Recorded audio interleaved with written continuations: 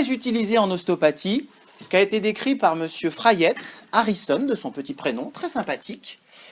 Et il a décrit le fonctionnement vertébral pour pouvoir penser les corrections et les dysfonctions. Comme on l'utilise, je vais vous le présenter aujourd'hui et on va s'accoutumer à cette pratique. Les principes de Frayette répondent au nom de lois de Frayette. Il y en a 3. Et ces lois de Frayette expliquent le mouvement de la vertèbre supérieure par rapport à l'inférieure.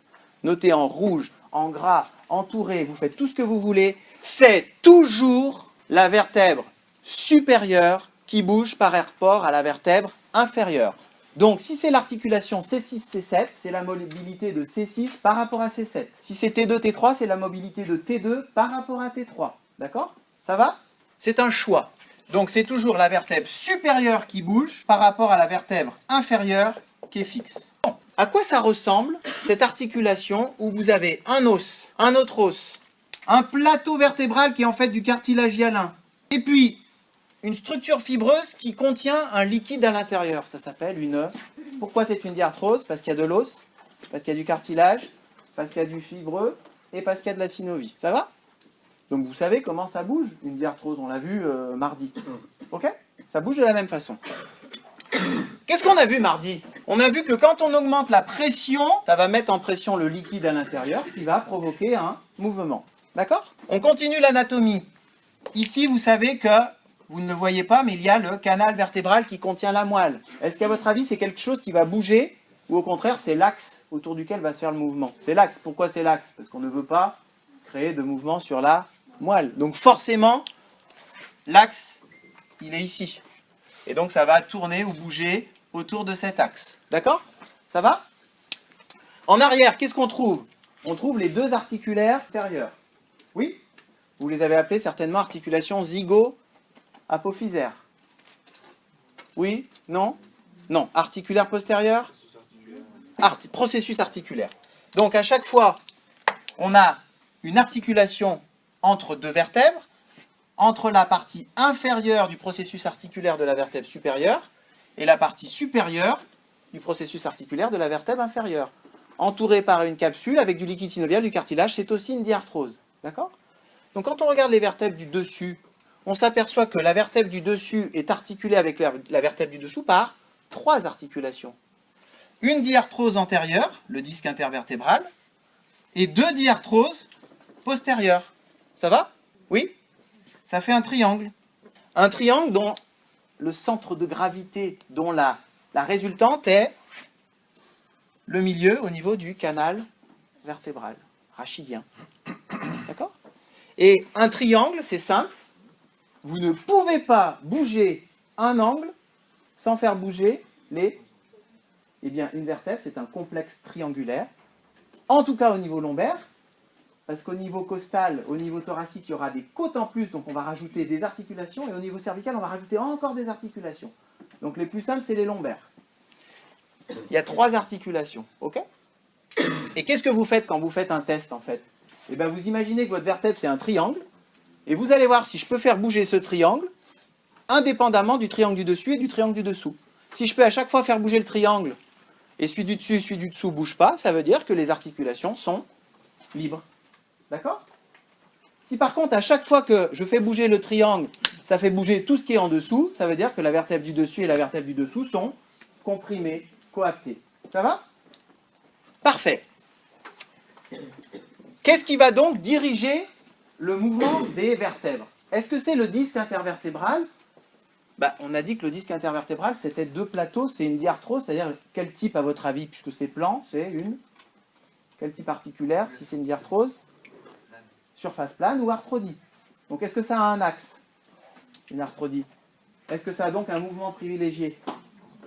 Donc, ce n'est pas le disque qui va donner une direction au mouvement. Par contre, les articulaires postérieurs, elles vont être orientées. D'accord?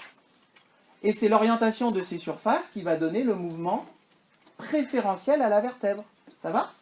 Imaginez que ces surfaces soient sagittales et que la vertèbre du dessus vienne s'encastrer dans la vertèbre du dessous.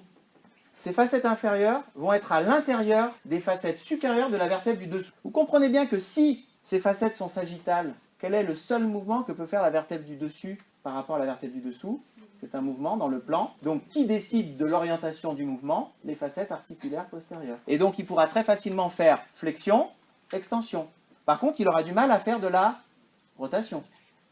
Et il aura un peu de mal à faire de l'inclinaison. Et si maintenant mes facettes étaient frontales, dans ce cas, qu'est-ce qui va se passer? Ou comme ça, si tu préfères. Là, très facilement, il fait de l'inclinaison. Il fait facilement de la flexion-extension. Par contre, il a toujours du mal à faire de la rotation. Et si maintenant les facettes sont comme ça, il fait très facilement de la rotation. D'accord? Mais à tous les étages, il y a un disque intervertébral aussi qui accompagne le mouvement mais qui ne le dirige pas. Ok? Ça va? Merci beaucoup. Donc, il y a une condition de mouvement, un cadre de mouvement dans lequel les facettes articulaires ne sont pas coaptées, ne sont pas engagées. Ça va? Ne se touchent pas. Dans ce cas-là, qui dirige le mouvement? Plus large, le disque intervertébral. Ça va? Tout le monde a compris? Il y a un disque et deux articulaires postérieurs. Ok? Si les articulaires postérieurs ne se touchent pas, ne sont pas en contact, qui dirige le mouvement? Qui est responsable du mouvement? Le disque intervertébral. Et qui est à l'intérieur du disque responsable du mouvement? Le noyau, parce que c'est de l'eau. Et on sait très bien que le mouvement de l'eau va donner le mouvement de l'articulation. Et est-ce que ce mouvement est dirigé à un axe? Donc, Frayette a décrit 3 lois. La première loi de Frayette, c'est on est en condition de non-engagement articulaire. Non-engagement articulaire. Qu'est-ce que ça veut dire? Les facettes articulaires de la vertèbre ne se touchent pas. D'accord?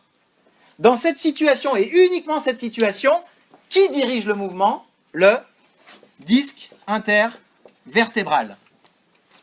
Et comment le dirige-t-il? Il le dirige sans axe. Ce ne sont que des glissements qui peuvent être dans toutes les directions. D'accord? Mais il y a une condition, c'est que l'amplitude totale de mouvement de ce disque va être inférieure à 5 degrés. Pourquoi? Parce que dès qu'on va dépasser 5 degrés, qu'est-ce qui va se passer? Il va y avoir un contact entre les facettes articulaires. Et quand vous avez un mouvement guidé par de l'eau et du tissu qui d'un coup devient en contact avec de l'os, vous vous doutez bien que ce n'est plus le disque qui va guider, mais ça va être l'os. L'os est plus dur que le disque. Donc l'os va guider le mouvement. Je vous donne une autre image qui vaut ce qu'elle vaut. De dire qu'il y a toute une amplitude de mouvement dans lequel la vertèbre est guidée par le disque intervertébral. C'est la première loi de Frayette. Et il y a une autre condition qui forcément est après la première, c'est-à-dire que quand on dépasse 5 degrés, on est en engagement articulaire, les facettes prennent contact et vont diriger le mouvement. Et vont le diriger en fonction de leur orientation. Ça va? Par contre, est-ce qu'on est d'accord que le disque continue de travailler? Simplement, ce n'est plus lui le chef. Il continue de participer au mouvement, mais ce n'est plus lui qui décide. Ça va? Ok? Et ça, c'est la condition d'engagement articulaire. C'est la deuxième loi de Frayette. Et elle n'est possible qu'à partir du moment où l'étage, la vertèbre, a dépassé une amplitude de 5 degrés. Dans ce cas, qu'est-ce que ce sera?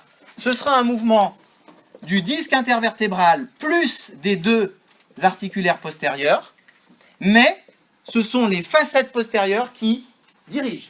Donc, qu'est-ce qui change entre la première loi et la deuxième loi? Une amplitude. Première loi, c'est inférieur à 5 degrés. Deuxième loi, c'est supérieur à 5 degrés. Deuxièmement, qu'est-ce qui change? Dans la première loi, c'est le disque seul qui travaille. Et dans la deuxième loi, c'est le disque plus les vertèbres. Alors maintenant, on se pose une question très simple. Quand quelqu'un travaille tout seul, est-ce que c'est plus fatigant ou moins fatigant que quand il travaille avec deux autres personnes? Donc qu'est-ce qui se passe quand je fais un mouvement ou une chute et que je suis que sur le disque? Je risque de tout faire porter sur le disque. Donc ça risque d'être dangereux pour le disque. Alors qu'à l'inverse, si la répartition se fait sur le disque et sur les deux facettes, un tiers, un tiers, un tiers, c'est bien. Donc il va y avoir des secteurs de mouvement où le disque est potentiellement en danger. Vous savez tous que c'est des articulaires postérieurs. Donc vous savez tous que dès que je vais faire une flexion, qu'est-ce qui va se passer? J'écarte mes facettes. Donc dès que je suis en flexion, je fais porter tout mon poids sur un disque. Et tout le monde sait que quand on fait de la manutention, il y a un truc à ne pas faire, c'est porter un objet en allant le chercher, en se penchant en avant, parce que là, qu'est-ce que je fais? Je fais une hyperflexion, c'est-à-dire toutes mes facettes se décoactent, entre guillemets, ne se touchent pas, et du coup, je fais porter l'effort sur mon disque, et au moment où je me relève, ouah, je pourrais avoir une hyperpression sur le disque. D'accord? Alors que si je fléchis les genoux, je descends droit et je porte, je suis en appui et sur mon disque et sur mes facettes. Donc je divise la contrainte par 3. Donc vous voyez en quoi la biomécanique peut donner un geste dont on explique l'ergonomie pour que les gens qui font de la manutention, qui portent, fassent attention en tout cas, hein, soit dans la prévention. Du coup, on pourrait dire, et quand je fais une extension totale, quand je peins le plafond, là, je crains rien pour mon disque. Par contre, qu'est-ce que je fais sur mes facettes? Je les comprime, je les écrase. Et vous vous rappelez du phénomène de ventouse que j'ai fait sur la table? À force d'avoir fait ce mouvement-là, oh, tac, je comprime, il est possible qu'il y ait une facette articulaire qui reste collée à celle du dessous. Et du coup, quand je veux changer de position et revenir en flexion, qu'est-ce qui se passe? À cet étage, je n'y arrive pas. Qu'est-ce qui s'est passé? J'ai bloqué mon articulaire, mais ce blocage, il est temporaire, il est réversible. Et je sais qu'avec soit du repos, soit un geste particulier, je pourrais de nouveau retrouver la mobilité. Ça va? Donc on reprend. Un cadre, l'anatomie. L'anatomie, une vertèbre supérieure, une vertèbre inférieure. Un cadre dynamique, c'est toujours la vertèbre supérieure qui bouge par rapport à la vertèbre inférieure. L'anatomie nous laisse penser que c'est toujours la facette articulaire inférieure de la vertèbre supérieure qui va répondre à la facette articulaire supérieure de la vertèbre inférieure. Autrement dit, c'est toujours celle du dessous qui retient celle du dessus. Ça va? Je suis toujours celle du dessous qui retient la vertèbre du dessus, quel que soit le mouvement. Ok? Si le mouvement est en charge, c'est-à-dire la vertèbre du dessus qui bouge par rapport à celle du dessous. Donc maintenant, regardez ce qui se passe. Mon simple poids du corps, sans contraction musculaire, j'étais en décharge, allongé. Donc vous vous doutez bien que là, les vertèbres s'écartent les unes des autres. Oui? Je me mets en charge. Qu'est-ce qui se passe? La vertèbre appuie, mais n'est pas en contact avec sa facette articulaire. Du coup, la pression se fait sur le disque. Et qui va guider le mouvement? Ce disque intervertébral. Comment on peut schématiser ce mouvement? Exactement comme ça. C'est-à-dire que ça peut bouger un peu en avant, un peu en arrière, à droite, à gauche. Tous les mouvements possibles. Comme une circonduction, si vous voulez. Par contre, la totalité de cette circonduction doit être inférieure à 5 degrés. Donc ça veut dire quoi? Ça veut dire que je peux faire 5 degrés de flexion, ou 5 degrés d'extension, ou 5 degrés d'inclinaison droite, ou 5 degrés d'inclinaison gauche, ou 5 degrés de rotation interne, ou 5 degrés de rotation externe. Ou je peux faire 1 degré de flexion, 2 degrés d'inclinaison, 2 degrés de rotation. D'accord? La somme de l'amplitude de mouvement ne doit pas dépasser 5 degrés pour que le disque gère le mouvement. Quand on dépasse 5 degrés, on enclenche les facettes, et c'est les facettes qui vont guider le mouvement. Et très schématiquement, les facettes articulaires lombaires sont plutôt sagittales. Donc elles vont privilégier un mouvement de flexion-extension. Donc quand je fais un mouvement sagittal dans ma colonne, ce sont les lombaires qui me font faire flexion-extension. D'accord? Quand on remonte au niveau thoracique, les facettes se frontalisent. Et au niveau thoracique, elles sont frontales. Donc au niveau thoracique étant frontale, elles privélégient un mouvement d'inclinaison droite-gauche. Ok? Et quand on arrive au niveau cervical, elles s'horizontalisent, privilégiant un mouvement de rotation. Autrement dit, de C3 à L3, si je fais un mouvement de rotation, c'est plutôt avec les cervicales. Si je fais un mouvement d'inclinaison, c'est plutôt avec les dorsales. Si je fais un mouvement de flexion-extension, c'est plutôt avec les lombaires.